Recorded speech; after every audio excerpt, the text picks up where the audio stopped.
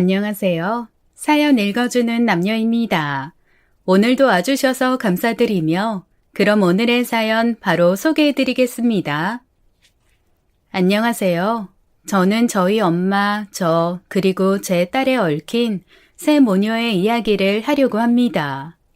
50대인 저는 흔히들 쓰는 단골집이라는 말을 정말 싫어해요. 단골이란 말은 원래 단골이라는 무당을 뜻하는 말에서 시작된 말인데 저는 소위 말하는 무당집 딸내미였거든요. 저희 엄마는 제가 태어나기 전부터 무당이었죠. 서울에서 나고 자라 일본으로 미술 유학을 떠났었던 엄마는 일본에서 몸이 아파 사경을 헤매다 귀국했고 신병이라는 얘기에 천주교 신자였던 할머니와 할아버지는 엄마를 연고도 없는 전북의 한 암자로 보내버렸다고 합니다. 한마디로 연을 끊은 거죠.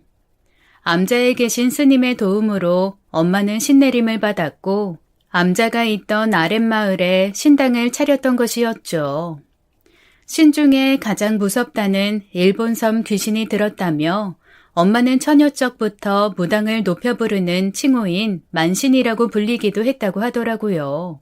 엄마가 유명하고 용한 무당이라는 이유로 저는 힘들고 외로운 유년 시절을 보내야 했어요. 어릴 때부터 늘 짓궂은 친구들에게 놀림을 받아야 했거든요. 친구들은 제 앞에서 구타는 신용을 하며 돼지머리를 제 책상 위에 올려놓기도 했습니다.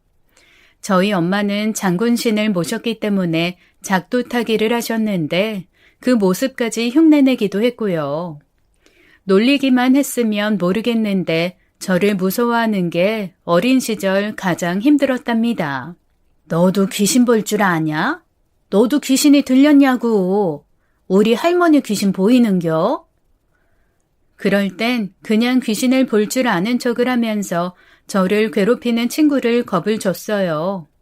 영숙이 내 인연, 당장 물러서지 않으면 머리 위로 벼락을 뿌릴 거요. 그럴수록 친구들은 저를 더 멀리했고 저는 철저히 혼자가 됐습니다.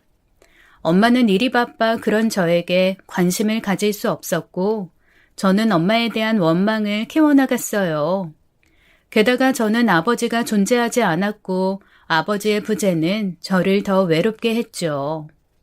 엄마의 유명세는 서울이며 전국 각지, 심지어 미국까지도 영향을 끼쳤고 그 산골까지 연예인, 정치인, 사업가, 얼굴만 봐도 아는 사람들이 들락거렸대요.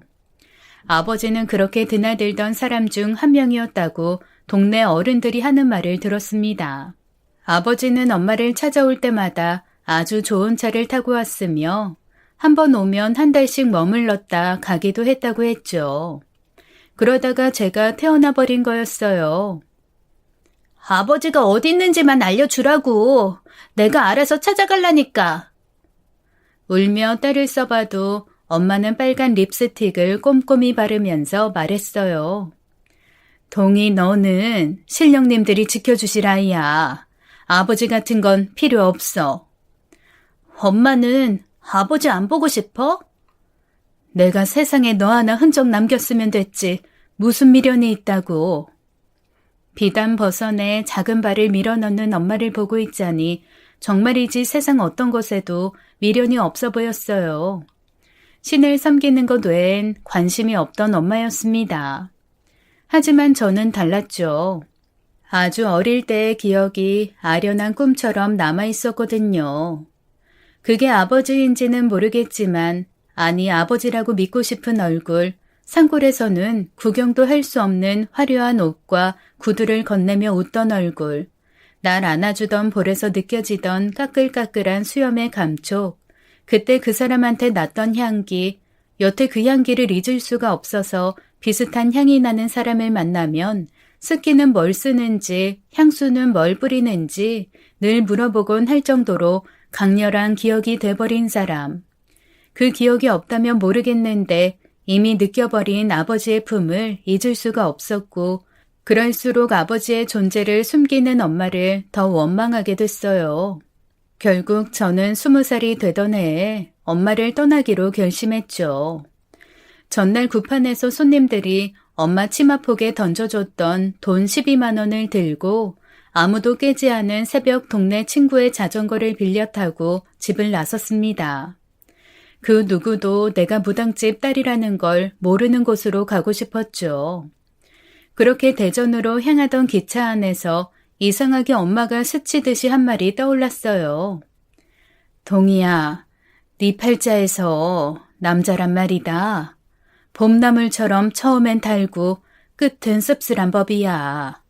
다가오면 멀어지고 도망가면 잡지 말아라. 그게 신령님들 뜻이고 엄마 뜻이야. 저는 아주 조용한 기차 안에서 저도 모르게 코웃음을 쳤어요. 아니, 그건 엄마 얘기야. 나는 달라. 다른 인생을 살 거라고. 엄마처럼 살지 않을 거야. 저는 대전역 앞 옷가게로 들어가서 아가씨처럼 보이는 옷들을 사 입었습니다. 집에서 입고 온 옷에서는 신당의 향냄새가 나는 것 같아서 미련 없이 쓰레기통에 버리면서 엄마와의 인연도 이곳에 버리는 거라고 생각했어요.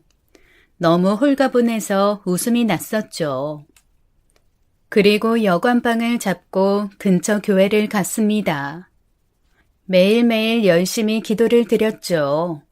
엄마에게 생긴 나쁜 병을 낫게 해달라고요. 악마들을 떼어내 달라고요. 그래서 나를 좀 구해달라고요. 열심히 교회를 다니던 저는 집사님의 연결로 숙식 제공이 되는 식당에 취직을 하게 됐는데 지금 생각해보면 여러모로 평범하지 않았죠. 산골 생활 19년에 물정을 몰랐던 저는 원래 사회생활이라는 게 그런 거라고 생각했어요. 그곳은 식당이라는 간판을 내걸었지만 여자 사장님이 손님상에 앉아 술도 따라주고 젓가락으로 장단도 맞춰주는 그런 곳이었던 거예요. 사장님은 처음엔 저에게 주방 일을 보게 하더니 점차 손님 자리에 불러 앉혔어요. 생선을 발라 밥 위에 놓아주라고 해서 놓아주고 술을 따르라고 하면 따라주고 억지로 술이라도 받아 마셔야 했던 날은 보너스라며 10,000원씩 더 쥐어주며 저를 달래더라고요.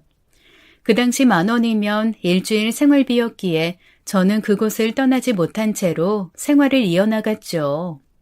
그러다 문득 뭔가 잘못되고 있다는 생각이 들었던 겁니다. 사장님, 저 주방에만 있고 싶어요. 손님들 자리에 앉아있는 거 불편해요. 동희 넌 얼굴이 반반해서 주방에 두긴 아까워서 그래. 우리 손님들 아주 점잖으시고 매너도 좋으시고 너도 알아두면 좋은 분들이야. 박 사장님도 네 칭찬을 얼마나 하시는데. 물론 좋은 분들도 있지만 술도 못 마시겠고 너무 힘들어요. 주방에만 있으면 뭔 재미야? 혹시 아니? 여기서 인연이라도 만날지. 인연이요? 저는 속으로 웃었어요. 인연 같은 게 이 식당에서 있을 순 없다고 말이에요. 그날 저녁이었어요. 그날도 손님이 주는 술을 억지로 받아먹고 주방 구석에서 구토를 하고 있는데 누군가 제 등을 두드리는 거예요. 고개를 들어보니 방금까지 제가 있던 자리에 계신 분이었어요. 박 사장님의 운전기사였죠. 박 사장님이란 분은 술을 권하기는 하셨지만 제가 딸 같다 하시며 돈 벌면 이곳을 떠나라고 사장님 몰래 조언을 아끼지 않는 분이셨는데 늘 술자리에 운전기사를 앉혀 놓으셨어요. 한 번은 식사도 안 하고 술도 못 마시는데 계속 앉아만 있는 게 안 돼 보여서 김치전을 먹기 좋게 잘라 앞에 놓아준 적이 있는데 그걸 보신 박 사장님이 껄껄 웃으시더라고요. 놔둬라. 이놈은 그만치 내가 돈을 준단다. 근데 수발 들라고 고용한 놈을 동이 네가 수발을 들면 되겠냐? 사람은 위치에 맞는 대접을 받아야 되는 거란다. 그건 개나 갖다 주렴. 그 말을 하는 박 사장님에게 거리가 느껴지며 운전기사가 짠해 보였어요. 박 사장님이 너털 웃음을 웃을 때도 운전기사는 병정처럼 묵묵히 그 자리를 지키기만 했었는데 그 남자가 제 등을 두드리며 처음으로 목소리를 들려주는 겁니다. 나이도 어린애가 벌써부터 술집 여자로 살 셈이야? 아버지 같은 사람 비위나 맞추면서 쉽게 돈 버는 게 좋냐? 술집 여자라니. 세상에, 전 그때까지 한 번도 제가 술집 여자라는 생각을 해본 적이 없었어요. 그런데 그 남자의 말에 제 현실을 제대로 깨달아 버렸죠. 저는 주저앉아 엉엉 울었어요. 술집 여자가 되려고 한 적 없어요. 그냥 나는 내 힘으로 살아보려고 한 건데 내가 정말 술집 여자가 된 거예요? 이제 어떡해요? 나는 정말 어떡해요? 바닥을 내리치며 통곡을 하는 나를 그 남자가 안아주던 그 순간 그한테서 아버지의 향기가 나는 것 같았죠. 아주 어릴 때 딱 한 번 맡아봤던 그 향이 말이죠. 내가 그렇게 살게 안 놔도 나랑 살면 평생 이런 일 안 해도 돼. 저는 저도 모르게 그 남자 품으로 파고들었어요. 무슨 일인지 그때 다시 엄마의 말이 떠올랐죠. 봄나물처럼 처음엔 달고 끝은 씁쓸한 남자가 이 남자일까? 그런 건 상관이 없었어요. 아버지의 향기가 나는 그 남자에게 이미 마음을 빼앗겼으니까요. 다음날 그 남자는 식당에 있는 제 짐을 차에 싣고 자기가 살고 있는 사글세 방으로 저를 데리고 들어갔고 곧바로 친척 어른이 하신다는 작은 인쇄소에 저를 취직시켜줬어요. 예상하시겠지만 그 남자는 남편이 됐어요. 저희는 박 사장님의 도움으로 전셋집으로 이사를 갔고 남부럽지 않은 신혼생활을 즐겼습니다. 남편에게는 엄마가 시골에서 농사를 짓는다고 말을 했죠. 한번 보러 가자는 남편의 말에 엄마가 나를 보고 싶지 않아 한다는 거짓말로 둘러댔고요. 딸을 낳고 한동안 행복한 시간을 보내던 중 남편은 운전기사직에서 해고를 당했고 그 화살은 터무니없게도 저를 향했죠. 지옥 같은 시간이 시작됐어요. 제 과거를 발목을 잡게 된 겁니다. 결국 이렇게 될 줄 알았어. 박 사장이 너를 꼬셔보려고 했는데 내가 너랑 결혼을 해버리는 바람에 나한테 화풀이를 하는 거라고. 네가 가서 박 사장을 설득해. 무슨 설득을 하라는 거예요? 너를 팔아서라도 내 직장을 찾아오라고. 술집 여자가 하는 일이 그런 거 아니야? 머릿속이 캄캄해지고 손발이 제멋대로 움직이고 심장이 죄어왔어요. 그 입에서 술집 여자라는 말을 다시 듣게 될 줄은 정말이지 몰랐습니다. 당신이 어떻게 나한테 그런 말을 할 수가 있어? 나는 정말 아무것도 모르고 식당 일을 하러 들어갔던 거 알잖아요. 고작 한 달 일한 거 누구보다 당신이 잘 알잖아요. 박 사장 보면서 웃던 네 면상이 잊혀지지가 않아. 아무한테나 짓던 네 그 싸구려 같은 미소가 지워지지 않는다고. 너 같은 싸구려를 데려오는 게 아니었어. 조신한 여자와 결혼을 했어야 했다고. 이게 다 너 때문이라고. 남편은 제가 태어나 처음으로 마음을 준 사람이었습니다. 그랬던 남편의 속마음을 알게 된 저는 충격을 받아 실신을 해버렸어요. 병원에서 깨어나 보니 남편은 곁에 없었고 집에 돌아와 보니 남편은 딸을 옆집에 맡겨놓은 채 종이 한 장을 남겨뒀었죠. 종이에는 이런 글이 적혀 있었어요. 소용이가 내 딸은 맞니? 저는 딸 소영이를 안고 이를 악물었어요. 이런 모욕에 아까운 눈물 흘리지 말자 다짐했죠. 남편은 한 달에 한두 번 겨우 집에 들렀고 그럴 때마다 모욕적인 언사를 퍼부었어요. 그러다 뺨을 때리고 다음엔 발길질을 하고 또 다음엔 주먹질을 하고 저는 최대한 맞지 않으려고 몸을 움츠렸습니다. 병원비를 아껴야 했으니까요. 나중엔 비교적 덜 아픈 등 쪽을 남편에게 내어주고 얼굴과 배를 지키는 법을 터득했죠. 세상에 어떤 아내가 덜 맞는 법을 연구할까요? 저는 딸을 보며 그 시간을 견뎠답니다. 그러다 결국 옆에서 울고 있던 5살 난 딸아이에게까지 그 악마의 손길이 뻗치던 순간 정신이 번쩍 들었습니다. 소영이를 지키려면 이 남자와 헤어져야 해. 저는 이혼을 위해 남편을 찾아다녔고 한 달을 찾아 헤맨 끝에 친척 어른의 인쇄공장에서 도박판을 벌이고 있던 남편을 찾아내 그동안 모아뒀던 돈을 몽땅 던져주고 이혼 서류에 도장을 받아냈답니다. 이혼 서류를 받아들고 돌아서던 그 순간 이상하게 처음으로 엄마가 보고 싶었어요. 신령님이든 엄마든 나를 지켜줄 수 있는 그곳으로 돌아가고 싶어졌죠. 그렇게 죽도록 떠나고 싶었던 그곳으로 딸아이의 손을 잡고 제 발로 돌아가게 됐답니다. 8년 만에 만난 엄마는 말없이 소영이를 안아줬어요. 그때 알았습니다. 딸이 할머니를 아주 많이 닮았다는 것을요. 너는 영이 유난히 맑구나. 저기 저 위에 계신 산신령이 마시는 물보다 더 맑아. 그나저나 어쩌나. 많은 사람들을 도우면서 살겠구나. 이를 어쩌나. 그땐 그 말이 무슨 말인지 몰랐습니다. 엄마가 가끔 하시는 두루뭉술한 말들 중 하나라고 생각했죠. 그저 처음 본 할머니를 잘 따라주는 딸에게 고마웠을 뿐이었어요. 그토록 무당 엄마를 견디기 힘들었던 저는 엄마 곁에서 일을 돕게 됐습니다. 저와 제 딸의 생활비를 엄마가 대주시니 가만히 있을 수 없어 조금씩 돕게 됐고 그러다 엄마의 일을 이해하게 돼버렸습니다. 무당의 인생을 말이죠. 고향으로 돌아와서도 저는 계속 교회를 다녔지만 직업인으로서의 엄마, 한 인간으로서의 엄마를 다시 보게 됐어요. 손님의 고통에 깊이 공감하고 신령님께 진심으로 기도드리고 온 마음으로 일을 하는 엄마는 어릴 때 보던 엄마와 다른 사람이었어요. 화려한 화장과 시끄러운 구판에서 정신 나간 사람처럼 펄쩍펄쩍 뛰며 울고 웃고 하던 엄마의 모습을 가려 엄마의 진심을 놓쳤을지도 모르겠다고 생각했죠. 소영이는 할머니의 품 안에서 빠르게 안정을 찾았고 불행인지 다행인지 단 한 번도 아빠를 찾지 않았어요. 소영이는 참 저와 달랐습니다.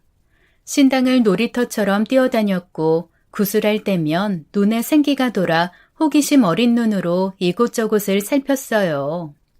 벽에 걸린 장군님의 초상화를 뚫어져라 쳐다보며 좋은 분이라며 좋아했죠. 신당을 헤집고 다니는 딸은 마치 눈밭에 풀어놓은 강아지처럼 쾌활했어요. 엄마, 나는 향 타는 냄새랑 초 타는 냄새가 너무 좋아. 할머니 냄새잖아. 제가 어릴 때 그토록 싫어했던 엄마의 냄새를 딸은 할머니 냄새라며 좋아했어요. 사춘기가 돼서도 할머니가 무당인 걸 부끄러워하지도 않았죠. 친구들을 데려와 할머니에게 인사를 시켜주기도 했답니다. 우리 할머니가 모시는 신이 엄청 대단하신 장군님이거든. 집안에 우환이나 모짜리 옮길 일 있으면 우리 할머니 찾아와. 명함도 하나씩 가져가고. 지인 할인 있는 거 알지? 엄마한테 잘 말씀드려. 어느 날은 선생님을 모시고 와서 저를 놀래켰습니다. 할머니, 우리 선생님인데 결혼을 앞두고 고민이 너무 많으신 것 같아서 모시고 왔어. 할머니가 인연을 잘 알아보잖아.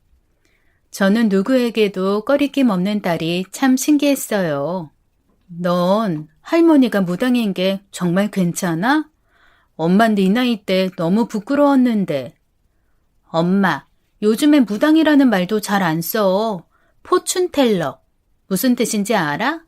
운명을 말하는 사람이라는 뜻이야. 너무 멋있는 말이지? 난 할머니가 존경스러워. 엄마는 고마워해야 돼. 할머니는 그 옛날부터 워킹맘이었는데 엄마를 이렇게나 잘 키웠잖아. 그래서 나까지 태어난 거고. 제겐 부끄러웠던 무당 엄마를 운명을 말하는 사람, 워킹맘이라고 표현하는 딸이었습니다. 해맑은 딸의 진심에 저는 그날 밤 제 자신이 부끄러워 몰래 눈물을 흘렸죠. 그리고 늘 주눅 들고 삐뚤었던 저를 닮지 않고 건강하고 바르게 자라준 딸에게 고마웠어요. 전 남편의 폭언과 폭행에서 벗어나 다시 찾은 일상은 소소했지만 그래서 행복했답니다. 종종 인쇄소를 운영하시는 전 남편의 친척 어른에게 안부 전화를 드릴 때마다 전 남편의 소식을 듣곤 했죠. 재혼을 했다더군요. 소영이가 보고 싶다면 대전으로 데리고 가겠다며 아이 아버지로서 존중을 했지만 전 남편은 보고 싶지 않다는 말만 남겼다고 했습니다. 은근한 서운함이 밀려왔어요. 제가 술집에서 일해서 제 딸까지 이런 취급을 받는 걸까 서러웠거든요. 아버지 없이 자란 서름을 나 하나로 끝냈어야 했는데 딸에게 대물림을 해준 것만 같아 마음이 천근만근이었습니다. 참고 살았어야 했을까 하는 후회도 밀려왔어요. 하지만 다행히도 모든 게 저와 정반대인 딸은 너무도 잘 자라주었습니다. 딸은 고등학교를 졸업하고 전문대 체대를 나와 골프장 캐디 일을 시작하게 됐어요. 마침내 집에서도 멀지 않은 곳에 골프장이 생겨 출퇴근도 어렵지 않았고요. 무엇보다 저보다 더 어른스러워 늘 의지하게 되는 딸을 곁에 둘 수 있어 행복했습니다. 딸아이가 첫 월급을 받은 날 제게는 속옷 세트를, 할머니에게는 부채를 선물했어요. 굿에 쓰는 부채를요. 그런데 그 부채를 보는 엄마의 눈에 슬픔이 비치는 겁니다. 소영아, 어떻게 이걸 고를 생각을 했어? 몰라. 불교 만물상 앞을 지나는데 방울소리가 나는 거야. 들어가 봤더니 이 부채에서 방울소리가 나더라고. 이상하지? 근데 어쩐지 할머니가 얘 주인이라고 누가 말해주는 것 같았어. 그래서 사왔지. 저는 그때까지만 해도 별 선물을 다 해준다며 웃어 넘겼는데 그날 밤 엄마가 조용히 제게 말씀하셨어요. 마음줄 굳게 붙들고 들어라. 소영이가 들었다는 방울소리, 그거 신이 울린 거야. 무슨 소리야? 신이 울리다니. 그리고 그랬다고 한들 소영이가 왜 그 소리를 들어? 그 부채 주인, 내가 아니라 소영이라고. 신이 소영이한테 말을 건 거라고. 네 부채 찾아가라, 마음껏 흔들어라 말하는 거라고. 소영이 조만간 신 받겠다. 저는 엄마를 힘껏 밀쳤습니다. 이제 70이 다 돼 힘없이 쓰러진 엄마는 눈물을 뚝뚝 흘렸죠. 엄마가 모신다는 그 신, 나도 얼굴 좀 보자. 대체 어떤 신이 엄마도 뺏어가고 남편도 뺏어가고 딸도 뺏어가는 건데 왜 이렇게 나를 못살게 구는 건데. 신 모시는 년 팔자가 이런 걸 어쩌겠니. 아이고, 우리 딸 가엾어 어쩌누. 우리 손녀 딱해서 어쩌누. 저는 엄마가 용한 무당이라는 사실을 부정하고 싶었습니다. 엄마의 말대로라면 제 딸이 곧 부채를 흔들며 구판의 중심에 선다는 뜻이었고 그 모습을 상상만 해도 창자가 꼬이는 것 같이 배가 아려왔어요. 다행히 아무것도 모르는 딸은 캐디 일을 열심히 하며 꿈을 키워나갔죠. 저는 그저 이렇게 시간이 흐르길, 신이 우리 딸의 존재를 까먹길 하나님께 기도했습니다. 딸이 어느 날은 골프장을 올 때마다 늘 자신을 찾는다던 회장님께 팁을 받았다며 돈다발을 들고 왔어요. 금액이 100만 원이 넘어갔는데 저는 굉장히 뿌듯하더라고요.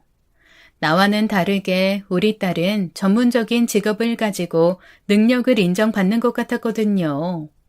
술집 여자 취급을 받으며 남편에게 폭행을 당하던 나와는 다른 삶을 사는 딸이 기특했죠. 딸의 활기찬 모습에 저는 엄마의 말 따위는 까맣게 잊고 있었답니다. 그러던 어느 날 엄마가 신복을 차려입고는 한 번도 들지 않았던 부채를 들었습니다. 딸이 선물한 부채였죠. 저는 그 부채를 보자 심장이 고장난 것 같이 빠르게 뛰었죠. 그리고 그날 엄마의 마지막 구판이 펼쳐졌습니다. 엄마는 구슬하던 중 부채를 떨어뜨렸고 부채를 잘못 밟아 미끄러지고 말았어요. 처음엔 단순 골절로 입원했지만 한 달을 병원에 입원해 계시다 결국 신의 곁으로 가고 말았죠. 엄마가 남긴 마지막 말이 엄마의 인생을 요약하더군요. 무당은 신이 땅에 뿌린 꽃이야. 예쁘지만 외로운 꽃. 좋은 인생이라고 말할 순 없지만 나쁜 인생도 아니었단다. 23 꽃같은 나이에 신의 꽃이 돼버린 엄마가 떠났습니다. 할머니를 그토록 따르던 딸은 할머니의 죽음 앞에서 이상하리 많지 평온해 보였어요. 오히려 우는 저를 다독이며 이제 갈 곳으로 간 것뿐이라며 차분하게 위로했죠. 저는 엄마의 부채를, 아니 어쩌면 나중에 딸이 쓰게 될지도 모르는 그 부채를 간직했습니다. 그것이 운명이라면 제가 할 수 있는 건 받아들이는 것뿐이었으니까요. 엄마가 돌아가시고 신당 자리에 저는 식당을 차렸습니다. 골프장을 드나드는 사람들로 인해 장사가 꽤 잘 됐고 딸과 저는 골프장 덕에 우리 모녀가 먹고 산다며 참 좋아했죠. 그렇게 별일 없이 평온했던 날은 얼마 가지 않아 금이 가기 시작했어요. 딸이 이유도 없이 아프기 시작한 겁니다. 병원에서도 원인을 찾을 수 없었고 한의원의 대체의학, 종교시설까지 가리지 않고 찾아다녔지만 병세는 좋아지지 않았습니다. 네, 엄마의 예언대로 신병이었죠. 그때부터 딸은 종종 이상한 말을 하곤 했어요. 자기가 저의 위에 조상이라며 가본 적도 없는 경상도 사투리로 말을 했죠. 야야, 네 엄마를 그리 미워해서 쓰나? 뭔 죄를 그리 지었다고 난리고 난리는. 더 놀라운 건 엄마가 했던 말을 딸이 그대로 했다는 겁니다. 제가 딸한테 한 번도 한 적이 없던 그 말을요. 내가 뭐라 카드노? 동인이 팔자의 남자란 봄나물 맨키로 처맨 혀가 아리게 달고 끝은 씁쓸한기라. 딱한 가스나야. 그품이 오대라고 달려들었노. 기가 막혔습니다. 한탄할 곳도 없었죠. 제가 알던 딸이 아니었어요. 엄마가 생전에 남겨놓은 번호로 전화를 걸었죠. 딸의 신어머니가 될 뿐이라고 하셨어요. 그분은 지리산에 치성을 드리러 가야 하니 내려오자마자 딸을 보러 오겠다고 했습니다. 그때 할 수 있는 일이라고는 그저 운명을 받아들이는 일이라고 생각했어요. 딸은 오히려 평온했습니다. 직장을 정리하고 자신의 신어머니를 기다렸죠. 저는 간직했던 부채를 딸에게 건넸습니다. 딸이 부채를 매만지며 웃는 걸 보고 있자니 기가 찼어요. 제 또래 아이들은 명품 가방, 옷, 구두를 손에 들고 웃을 텐데 그렇게 씁쓸할 수가 없었죠. 그런 제 마음을 딸은 바로 알아챘습니다. 엄마, 걱정하지 마. 캐디보다 무당이 돈도 잘 벌 수 있다니까. 내가 뭐랬어? 포춘텔러라고 했지? 운명을 말해주는 사람이야, 난. 엄마 딸이 이렇게 대단한 사람이라니까. 그 와중에도 애교를 부리며 저를 안심시켜주는 딸을 보니 속이 뜨거워졌습니다. 저는 딸이 밥을 잘 먹어도 눈물이 났고 못 먹어도 눈물이 났어요. 왜 하필 내게만 이런 일이 일어나는지 신의 멱살이라도 잡고 싶었죠.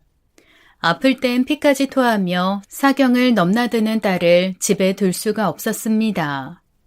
그런 딸을 식당 쪽방에 눕혀놓고 일을 하고 있는데 딸이 큰 소리로 제 이름을 부르는 겁니다. 가엾은 동이 이리 온나. 심장이 발끝으로 떨어지는 것 같았죠. 달려가 딸의 손을 잡았더니 한다는 말이 저기 동이 아빠 오네. 아빠 안 보고 싶었드나. 소영아, 무슨 말이야. 아빠라니. 그때 가게 문이 열리고 식당 문을 열고 손님이 들어오더군요. 저는 장사를 해야 했기에 딸이 있던 방문을 닫고 손님을 맞이하러 나갔습니다. 여기 있던 무당집은 없어졌는겨. 작년까지만 해도 있었는데. 네, 제 어머니가 하던 곳인데 작년 겨울에 돌아가셨어요. 어머니 뵈러 오셨어요? 그 말에 백발이 성성한 손님의 눈 주름 사이로 눈물이 번져나가는 겁니다. 저는 참 고마웠죠. 엄마의 죽음을 슬퍼해 주다니 자식 입장에서 참 고마운 일이거든요. 그런데 그 손님이 제 손목을 잡고는 제 이름을 부르는 겁니다. 너 참말로 동이 맞드나? 세상에, 한번 알아보구마. 딸의 말이 떠올랐어요. 동이 아빠 오네.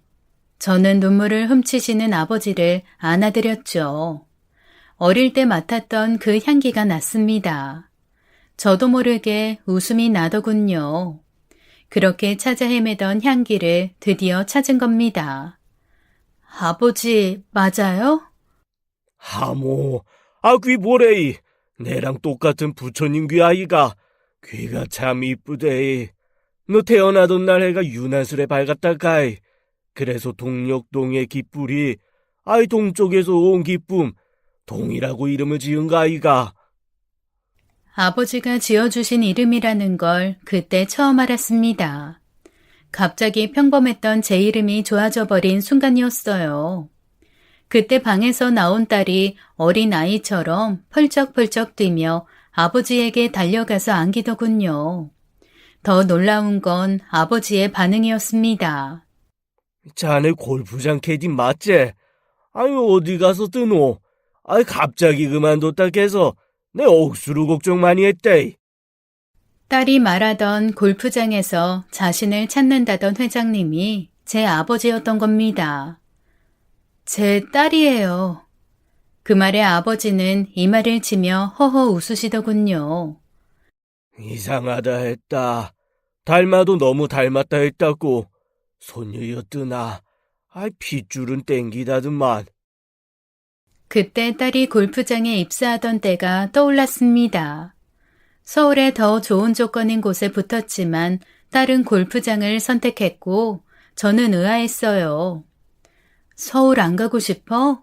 엄마는 막 떠나고 싶었는데. 어쩐지 여기 있어야 될 것 같아. 마음이 그래. 그땐 어쨌거나 딸과 함께 있을 수 있어 행복했죠. 그런데 지나고 보니 내게 아버지를 찾아주려던 게 아닌가 싶더군요. 아버지는 희한한 인연이라며 신기해했습니다. 그리고 엄마한테 들을 수 없었던 지난 사연들을 들을 수 있었죠. 엄마와 아버지는 손님과 무당 사이로 만났다고 하더라고요. 아버지는 부산의 일본 수입품 상점의 아들이었고 가업을 물려받는 시점에 애군을 막아주는 굿을 해야 한다고 해서 엄마를 찾았다가 첫눈에 반했다는 겁니다. 돌이켜 젊었을 때 엄마를 생각해보니 아버지의 심정이 이해가 되더라고요. 엄마는 제가 아는 무당 중에 가장 신복이 우아하게 잘 어울리는 무당이었거든요. 아버지와 엄마는 1년여간 연인관계를 이어오다 제가 태어났고 아버지 집안에서는 엄마와의 결혼을 반대하며 서둘러 다른 여자와 혼인을 시킨 거였죠. 결혼 후에도 한동안 엄마를 찾아왔지만 엄마는 아버지를 내쳤고 그 여자와의 사이에서 아이가 태어나자 아버지도 발길을 끊게 된 거였습니다. 엄마가 이런 말을 했다고 하더라고요. 오려거든 파랄 때 오셔요. 지금은 빨가니까 나중에 파래지면. 엄마가 돌아가시고 저는 식당을 차리며 오랫동안 빨간 지붕이었던 기와를 파란색 기와로 바꿨는데 엄마는 그 일까지 내다본 모양이더군요. 저는 그제야 엄마가 오랫동안 그 무당집을 떠나지 못했던 이유를 알게 됐죠. 아버지는 빨간 지붕이 파란색으로 바뀐 걸 보고 용기를 내서 식당 문을 열었다더군요. 저는 엄마가 아버지에게 자주 해줬다는 갈치찌개를 상에 내놓고는 침묵의 식사를 했습니다. 그 와중에 딸 소영이는 할아버지에게 생선살도 발라주고 물도 챙겨주며 살뜰했어요. 아버지는 이제 여기 있는 걸 알았으니 자주 오겠다며 골프장을 오가며 꼭 들리겠다고 약속을 했습니다. 그러지 말라고 해도 은행에서 돈을 찾아오시기도 했답니다. 무려 3천만 원을요. 처음엔 자존심이 상해 몇 번을 거절했지만 던져주듯 하시고 부랴부랴 떠나는 아버지였어요. 그런데 참 돈이 뭔지 그 돈을 만지고 있자니 그게 그렇게 든든할 수 없었습니다. 평생 아버지 없이 자란 서름 유명한 무당이었지만 이 세상에 누리러 온 것이 아니라며 주변의 모든 것을 나눠주던 엄마 덕에 늘 가난했던 서름이 씻기는 것 같았죠. 아버지가 가시고 얼마 후에 딸의 신어머니가 될 무당이 지리산에서 내려와 집으로 왔고 딸은 신을 모실 준비를 시작했습니다.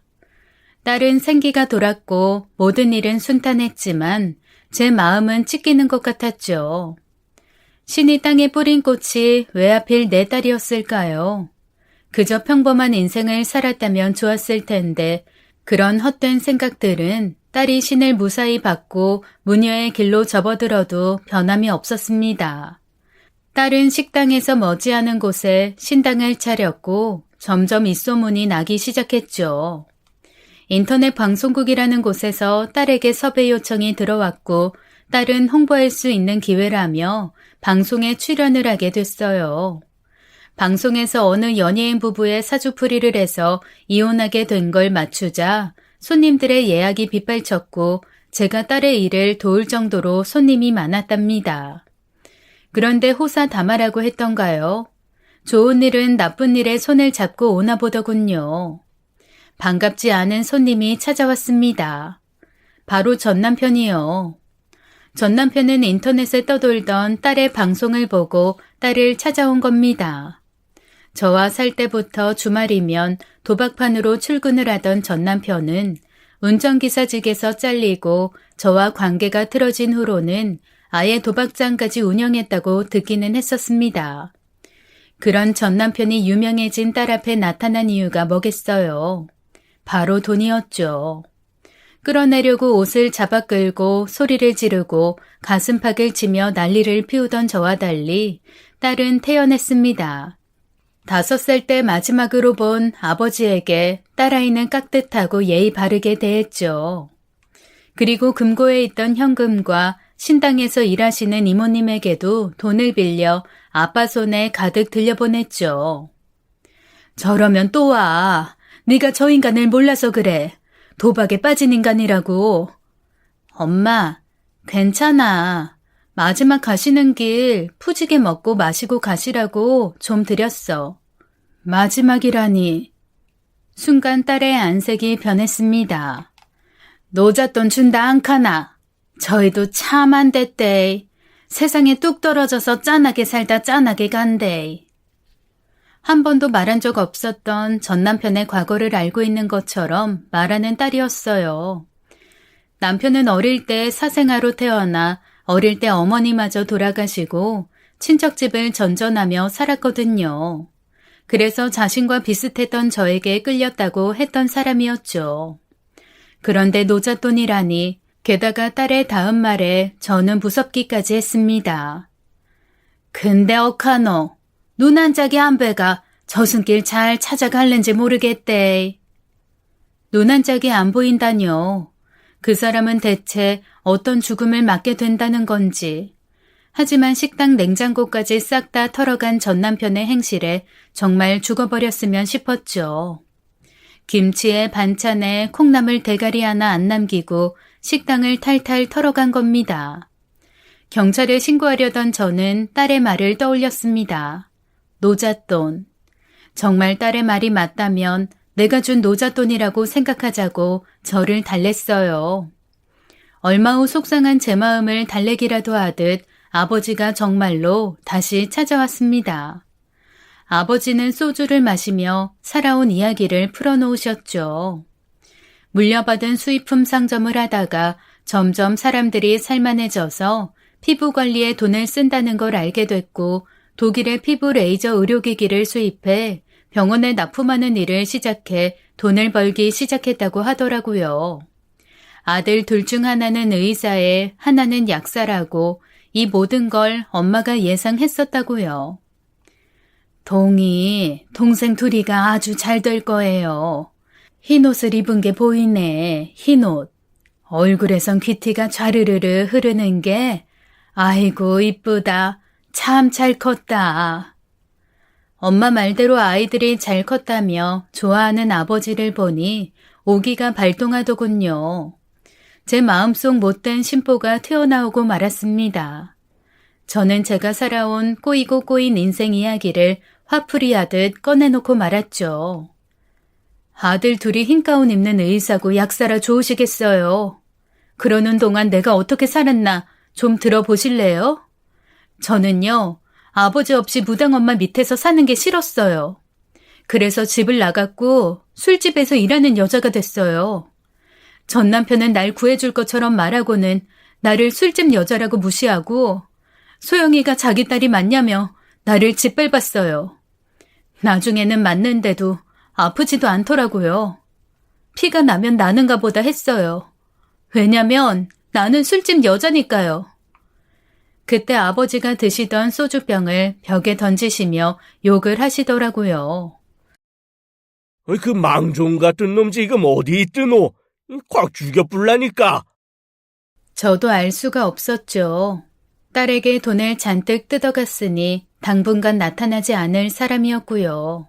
이제와 뭘 어쩌겠냐는 거냐며 여태 혼자 외롭게 살았으니 갑자기 하는 아버지 노릇 필요 없다고 저는 아버지를 쫓아내고 말았어요. 그리고 묵혀놨던 서러움에 한참을 울었죠. 사람은 가끔 아무것도 해결되지 않아도 단지 말을 한 것만으로도 해소되는 게 있다는 걸 그때 알았습니다. 나 이렇게 힘들었다고, 나 정말 비참하게 살았다고, 나를 버린 사람에게 말한 것만으로도 마음속 응어리는 풀리더라고요. 마음이 풀리고 나니 모질게 아버지를 내쫓았던 게 후회가 되더라고요. 저는 처음으로 아버지에게 전화를 걸었고 아버지는 아무 일도 없었다는 듯 반가워하셨습니다.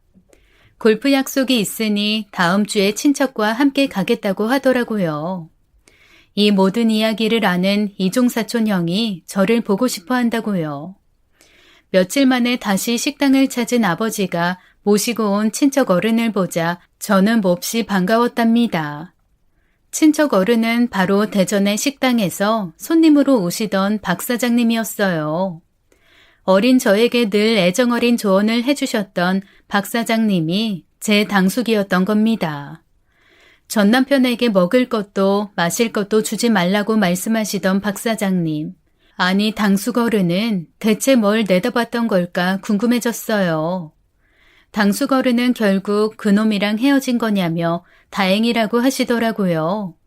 이미 그때부터 회사의 공금을 조금씩 빼돌리는 걸 눈치챘고 회사 여직원들의 환심을 사서 돈을 뜯어내고 있었다고요. 그래도 불쌍한 고아였던 전 남편을 끝까지 걷어보려고 하셨다는 겁니다. 남편이 저를 만나 정신을 차릴 거라고 생각했지만 계속해 말썽을 일으키자 해고했다고요. 해고를 하던 그 순간에도 저와 제 딸 소영이의 얼굴이 아른거리셨다고요. 아버지는 당숙 어른에게 하소연을 하셨습니다. 성님, 글쎄 그 망종 같은 놈이 우리 딸을 술집 여자라고 함부로 대했다 안 합니까? 내 속이 상해가 잠을 못 잤습니다. 당숙 어른은 제 편에 서서 화를 내셨어요. 술집 여자? 식당에서 술도 못 마시나? 동희애가 얼마나 열심히 살았는데 어린 게 싹싹하고 부지런해서 다들 얼마나 예뻐했다고. 부끄러웠던 그 시절을 좋게 기억해주는 당숙 어른이었어요. 저는 잊고 있던 나 자신을 찾은 것 같았습니다. 전 남편 때문에 자존감이 많이 낮아졌었다는 걸 깨달았죠. 전 남편에게 맞을 때 저는 이런 생각을 했었습니다. 무당 팔자나 술집 여자 팔자나 매한가지라고 그러더니 딸은 엄마 팔자 꼭 닮는다고 하더니 결국 이렇게 팔자 도망은 못 가네. 그런 생각을 했던 과거에 제가 불쌍해졌어요. 누가 뭐래도 저 스스로에게 당당했어야 했는데 그러질 못했으니까요. 당숙 어른은 아버지에게 전 남편을 찾아내 과거의 모든 죄를 물을 거라 약속하셨습니다. 저는 갑자기 생겨난 가족들 덕에 굽었던 어깨가 펴지는 것 같았어요. 억울했던 과거를 한꺼번에 보상받는 기분이었죠. 그 후로 당숙 어른을 통해 남편의 상황을 전해 들었습니다. 말 그대로 처참했어요. 업무상 배임, 직장 내 성추행, 사기까지 모두 고소를 했고 형사소송에 민사소송까지 사람을 아주 궁지로 몰아 넣었더라고요. 그 모든 변호사 비용은 아버지가 냈다는 말에 씁쓸했습니다. 못한 애비 노릇을 뒤늦게 돈으로 하고 있다는 생각 때문이었죠. 그리고 얼마 후에 남편이 이혼을 당했다는 소식을 듣고 나니 딸이 했던 말이 떠올랐어요. 마지막 가는 길에 주는 노잣돈이었다는 말이요. 저는 덜컥 겁이 났습니다. 이러다 정말 그 사람 죽는 게 아닌가 싶었죠. 그래도 아이 아빠인데 이렇게까지 궁지로 몰아야 하나 싶더라고요. 쥐도 빠져나갈 구멍을 남겨놓는 법이라고 하잖아요. 그런데 그 생각도 머지않아 깨끗하게 사라졌죠. 전 남편은 재판장에서 뻔뻔함으로 일관했고 무죄를 주장했다더라고요. 심지어 성추행과 사기를 당했다고 진술한 전 회사의 여직원을 보자 욕을 하며 조롱하기까지 했다더군요. 어쩜 사람이 그렇게 늙을 수가 있을까 안타깝더라고요. 게다가 전 남편이 아버지의 자식들을 찾아가 아버지에게 숨겨놓은 여자와 딸이 있었다며 세상에 알려 망신을 주겠다며 돈을 뜯어내려 했다는 소식까지 듣게 됐답니다. 전 본 적도 없는 동생들에게 부끄러워졌어요. 당장 전 남편에게 전화를 걸었죠. 어디까지 망가질 거야? 당신 딸한테 부끄럽지도 않아? 부끄러워? 누가? 내가? 너만큼 부끄럽겠냐? 술집 다니던 년 구제해줬더니? 저는 더 이상 참지 않기로 했어요. 나 예전에 내가 아니야. 당신이 함부로 대하던 그 약해 빠진 여자 아니라고. 술집 여자 취급하면서 나 깎아내리는 당신은 뭐 얼마나 잘났는데. 도박꾼의 파렴치 안에 가정폭력범의 사기꾼 아니야? 전 남편은 입에 담지도 못할 욕을 하고는 전화를 끊었죠. 문제는 그 다음이었어요. 한 번도 본 적 없는 동생 중 막내가 찾아온 거였어요. 하필 식당 일을 하느라 꾀지죄한 몰골에 고춧가루가 잔뜩 묻은 옷차림일 때 말이죠. 그런데 저와 닮은 인매를 보고 있자니 참 묘한 기분이 들더군요. 하지만 저는 그 입에서 무슨 말이 나올까 조마조마 듣고 있었습니다. 저는 약사니까 매장에 손님이 계속 있는 것도 아니라 괜찮아요. 그런데 형은 다르더라고요. 잘못했다가는 병원에 손님이 다 끊기게 생겼어요. 저는 처음 보는 동생에게 고개를 조아릴 수밖에 없었어요. 미안해요. 내가 다시는 이런 일이 없게 할게요. 그런데 동생의 반응이 정말이지 뜻밖이었어요. 말씀 편하게 하세요, 누나. 그리고 저 화내려 온 게 아니라 허락 받으러 왔어요. 누나만 괜찮으면 그 사람 철저하게 바닥으로 끌어내려고요.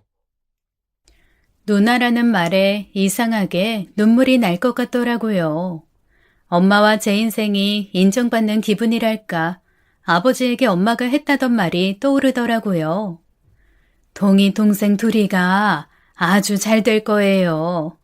흰 옷을 입은 게 보이네. 흰 옷. 얼굴에선 귀티가 좌르르르 흐르는 게 아이고 예쁘다. 참 잘 컸다. 동생은 엄마 말대로 잘 자란 것 같았습니다.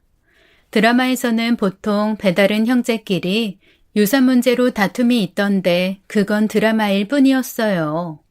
저는 이상한 상상을 했던 게 부끄러워 동생 몰래 웃음이 나왔었죠. 그런데 더 웃긴 건 제 딸이었어요.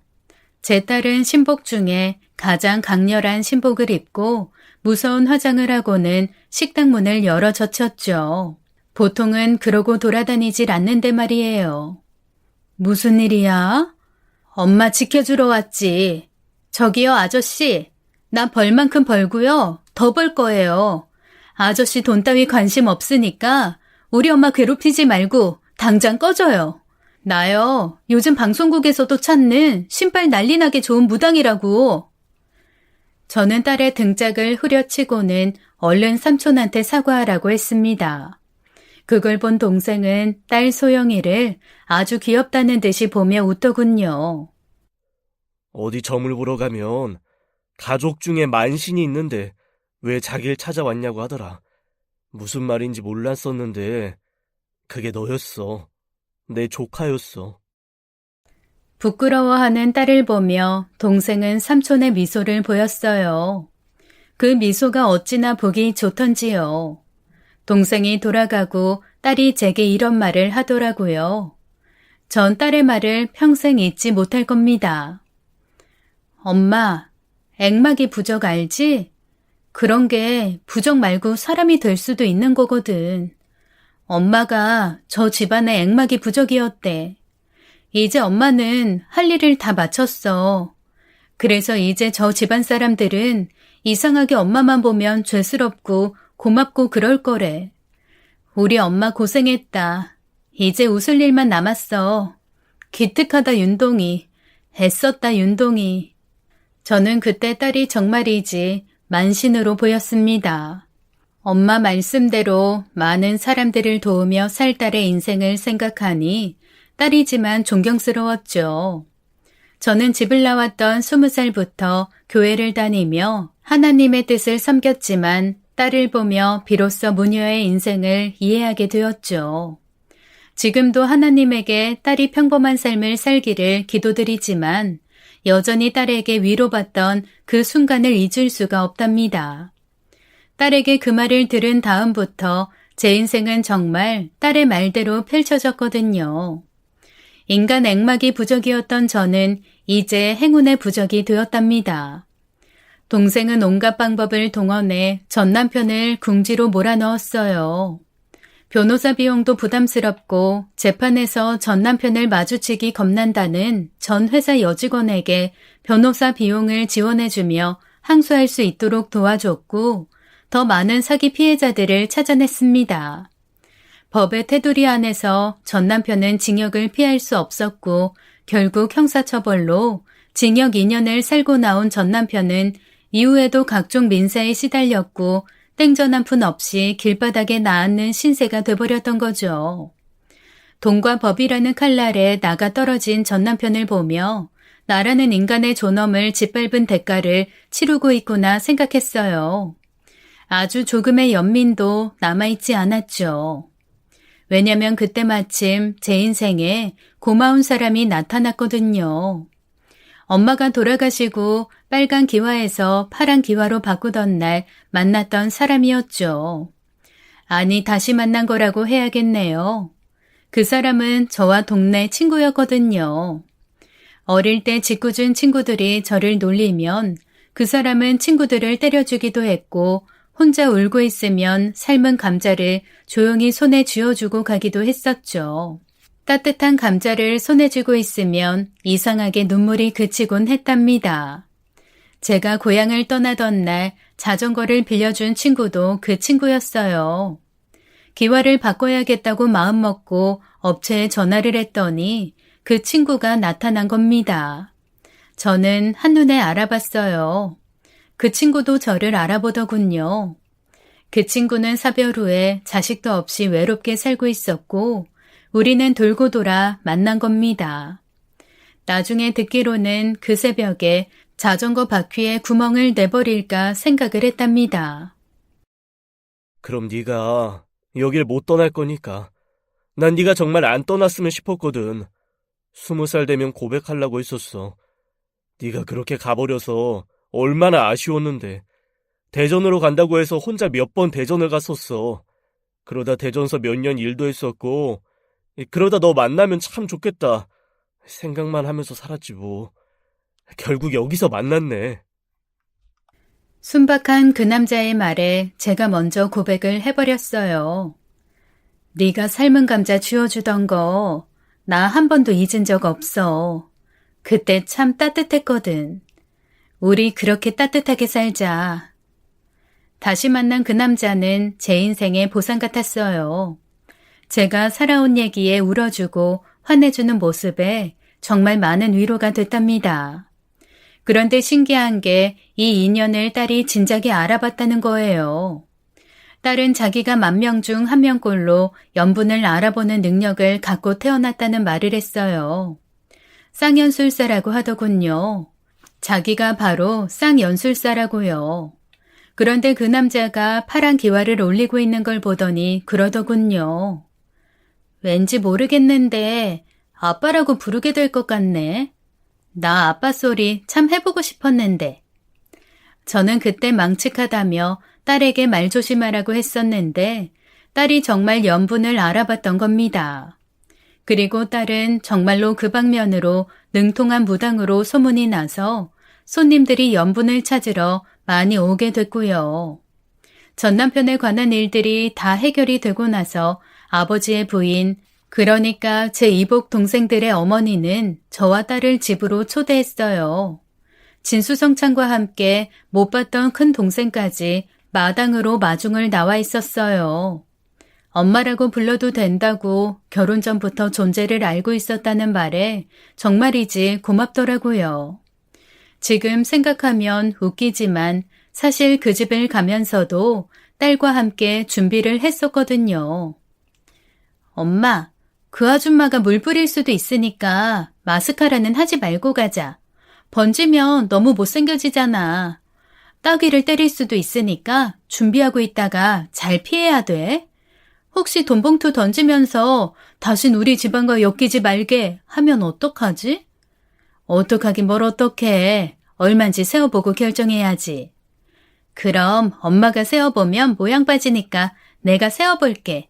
엄마는 도도하게 앉아만 있어. 지금도 딸과 저는 그때를 생각하면 웃곤 합니다. 딸과 저는 우스웠던 예상과 달리 어머니와 아버지, 동생들의 환대에 감사한 시간을 보냈고 지금까지도 명절과 생신 때 찾아뵈며 소중하고 애틋한 시간을 보내고 있답니다. 딸 말대로 가족들의 액막이 부적이었던 저는 할 일을 마치고 가족들의 사랑을 받게 된 거죠. 그렇게 새로운 가족이 생긴 지 얼마 지나지 않아 한때 가족이었던 전 남편의 소식이 들려왔습니다. 딸에게 아버지의 시신을 인계하겠냐는 연락이 온 겁니다. 노숙자 쉼터에서 지내던 전 남편은 쉼터에서 만났던 또 다른 노숙자와 술을 마시다가 시비가 붙었다더군요. 남편은 폭행을 당해 장기가 파열돼 응급실에 도착하기도 전에 사망했다더라고요. 한쪽 눈이 완전히 함몰돼서 안구가 뇌 속으로 들어가 버렸다는 말에 심장이 덜컹했습니다. 딸의 말이 떠올랐거든요. 근데 어카노, 눈 한 짝이 안 배가 저승길 잘 찾아갈는지 모르겠대. 남편은 딸이 내다본 미래의 모습 그대로 이 세상을 마무리 지었던 겁니다. 남편의 전부인은 시신인계를 하지 않겠다고 했다더군요. 아직도 전 남편이 남긴 빚 때문에 힘들다고요. 딸은 시신을 인계하고 싶다고 했어요. 저도 어쩐지 그렇게 해야 될 것 같았고요. 그리고 법원에서 연락이 왔습니다. 남편을 살해한 노숙자의 재판 날짜를 알려줬어요. 저는 딸과 함께 생전에도 가본 적 없던 남편의 재판을 가게 됐습니다. 그곳엔 추레한 남자가 죄수복을 입고 앉아 있었어요. 참 이상하게도 남편과 많이 닮은 사람이었습니다. 남편의 부검 사진이라며 검사가 뇌를 해부해 찍은 사진을 보여주더군요. 그 징그러운 사진을 보는데 저는 이상하게 덤덤했습니다. 당신 머릿속이 저렇게 생겼구나. 저 머릿속에서 떠오른 그 악마 같은 말들을 나한테 쏟아냈었어. 결국 이렇게 갈 거. 당신 정말 불쌍하다. 참 안 됐어. 남편을 죽인 노숙자는 그때 당시의 일을 진술했습니다. 술만 처먹으면 옛날 얘기를 했었거든요. 근데 그날은 자꾸 심기를 건드리는 거야. 나보다 10살밖에 안 많으면서 똑바로 살라고 훈계질을 하는데 참을 수가 없었더라고. 나처럼 살면 후회된다. 조강지처한테 잘해라. 가족들한테 함부로 대하지 말아라. 그러다가 나처럼 된다. 자기나 똑바로 살 것이지 참나. 그래서 때리기 시작했어요. 전 남편이 죽기 직전 한 말들에 저는 말문이 막혔습니다. 전 남편은 후회와 함께 인생을 끝냈던 거예요. 그것도 제게 행했던 폭력을 고스란히 당하면서요. 딸은 노숙자를 보더니 전 남편과 전생의 부부였다고 하더군요. 노숙자가 전생에서 맞아 죽은 부인이었다고요. 그 말이 진짠지 아닌지 몰라도 정말이라면 나름 통쾌한 결말이구나 생각도 들었습니다. 딸과 저는 전남편의 유고를 인계받아 절에 모셨죠. 한 구석의 작은 이름으로 남은 전남편을 보고 있자니 눈물이 흘렀습니다. 저는 전남편을 한 번도 불쌍하다고 생각한 적이 없었는데 죽음 앞에서는 달랐죠. 죽음 앞에 용서 못할 것이 없더군요. 남편의 죽음과 함께 그 지옥 같던 기억들이 구름처럼 떠나가 버렸습니다. 세옹지마 인생의 기륭화복은 항상 미리 헤아릴 수가 없고 호사다마 좋은 일에는 탈이 많다. 인생은 이 두 가지의 반복이 아닐까요? 제가 액막이 부적에서 행운의 부적이 된 것처럼 말입니다. 왜 나한테만 이런 일이 일어날까 한탄하는 분들이 제 이야기에 힘을 냈으면 하는 마음에 제 인생 이야기를 풀어봤습니다. 지금까지 사연 읽어주는 남녀였습니다. 끝까지 시청해주신 여러분 감사드리며 저희는 다음 사연으로 돌아올게요. 감사합니다.